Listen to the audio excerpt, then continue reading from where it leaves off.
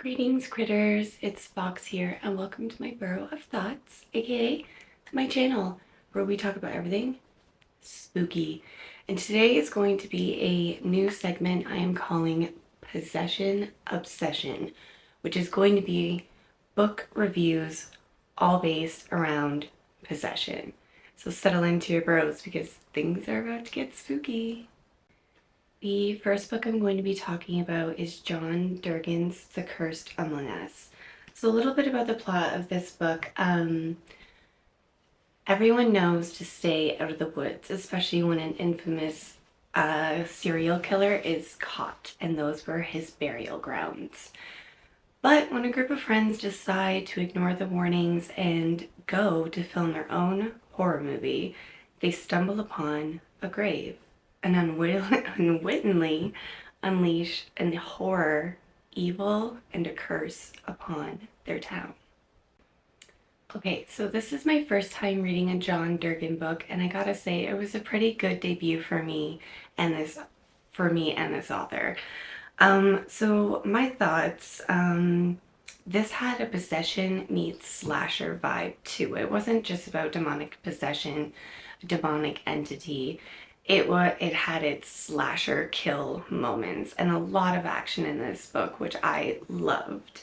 It is really simple and to the point where I felt I had almost read something similar before, so it's nothing really groundbreakingly fresh, but it still was a good, enjoyable read for me. The entity and the demonic scenes are really eerie and creepy. I just wish there was a little bit more focus on those moments. The backstory of the demonic entity is really interesting and intriguing and carried this book through from a 3 out of 5 to 4 out of 5 tales. The next book I'm going to be talking about that is possession related is Suburban Hell by Maureen Kilmer. So a little bit about the plot of this book. At a weekly wine night, a group of friends decide and build a she shed, but they didn't know when they broke ground that that would lead to one of them being possessed. Okay, so my thoughts on Suburban Hell by Maureen Kilmer. So this is a really cute and cozy read. This isn't a really spooky book. It does have humor thrown into it. At least I hope it was meant to be humor. And it was really fun, easy, and lighthearted read. It had a good, I want to say it's a good entry level for people just wanting to dip their toes into horror. They don't want something that's going to keep them up at night, but they do want that sprinkle of scary.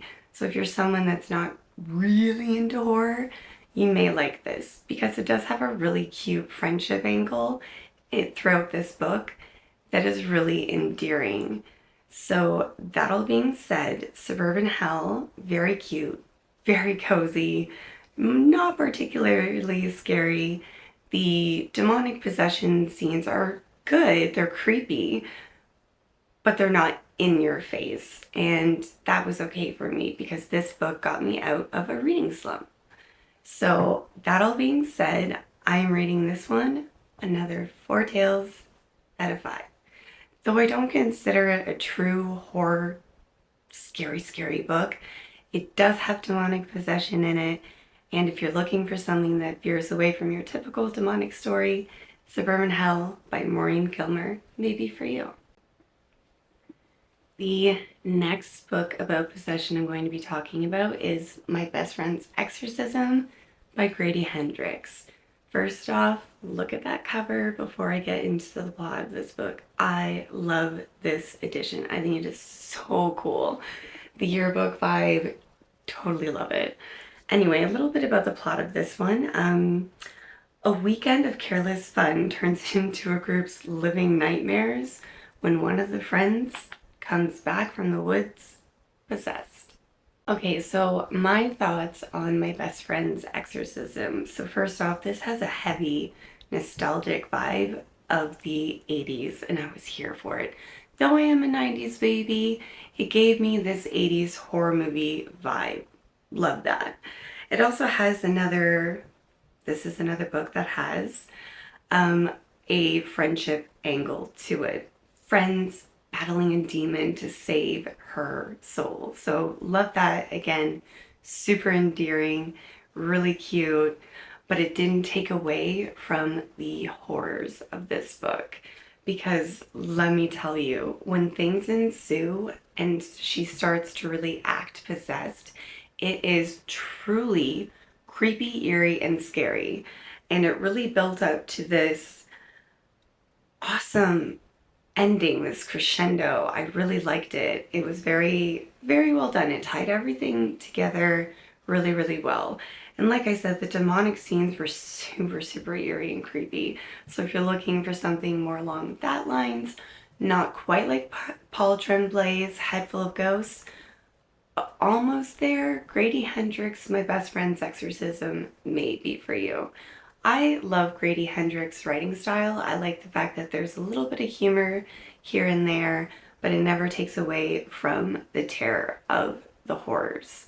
So really, really enjoyed this book. I can see why they made this into a movie, which I haven't watched yet. And I plan to do a movie versus book on that very soon. Um, I would have actually liked this if it was a little longer, just so I could have a little bit more of that demonic activity, just because I enjoyed it so much. So, that all being said, I am rating My Best Friend's Exorcism 5 tails out of 5. So good. I loved it. So far, this is one of my top 3 possession stories. Really well done. Well, critters, that's all from this Den of Frights today. Thank you so much for being here, watching, and your support. It means the whole wide and wild wilderness to me. It really does, critters. And until next time, stay cozy and stay spooky. Bye.